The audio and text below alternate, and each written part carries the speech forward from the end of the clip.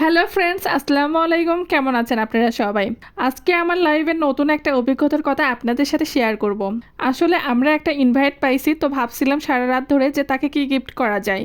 সচরাচর এরকম ইনভাইট পাইলে সারাক্ষণ মাথায় এটাই টেনশন ঘুরপাক করে যে কি তাকে গিফট করব, কি পেলে সে খুশি হবে। তাই অনেক চিন্তা ভাবনা করার পরে মার্কেটে এসে ঘুরে ফিরে দেখতেছিলাম যে কি এমন জিনিস গিফট করা যায় যেটা পেলে আসলে তার প্রয়োজনীয় আর খুশি হবে। সেই জিনিসটা ততদিন থাকবে যতদিন পর্যন্ত আমাকে মনে রাখবে।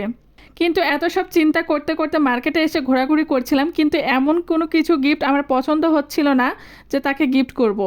আমার একটা বদ অভ্যাস আছে, কি জানেন? কারোর জন্য কোনো কিছু গিফট কিনতে গেলে আমারই সেটা পছন্দ হয়ে যায়, যেগুলো ছেড়ে আসতে একদমই ইচ্ছে করে না। বিশেষ করে মেয়েরা বিয়ের আগে বুঝি শুধু জামা কাপড় কসমেটিক এগুলোর উপরেই আটকে যায়, এগুলো ছাড়া অন্য কোনো কিছু কিনতেই ইচ্ছে করে না। আর এখন বিয়ের পরে শাড়ি, কসমেটিক, থ্রি পিস এগুলো বাদ দিয়ে শুধু কুকারিজ, সংসারের জিনিসপত্র এসব কিনতে ইচ্ছে করে।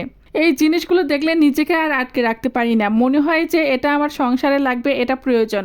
আর কুকারিজের যে জিনিসপত্র দেখলে কী যে লোভ লাগে, যেটা বলে বোঝাতে পারবো না।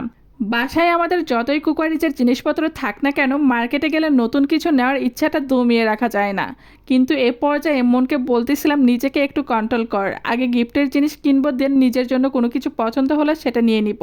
আর এখানে সিলভারের জিনিসগুলো দেখতেছিলাম, এত ভালো লাগছিল। বিশেষ করে আমি সিলভারের কড়াইগুলো এত বেশি পছন্দ করি, বিকজ আমি আবার কড়াইয়ে রান্না করতে ভীষণ পছন্দ করি, আর রান্নাগুলো অনেক মজা হয়। আর আমার বর আমাকে সবসময় তাড়া দিচ্ছিল যে একটা গিফট কিনতে এত সময় লাগে, তুমি পছন্দই করতে পারছো না।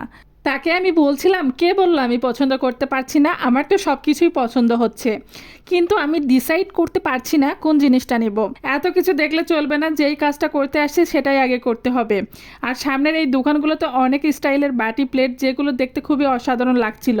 আর যেটা দেখছিলাম সেটাই খুবই খুবই পছন্দ হচ্ছিল।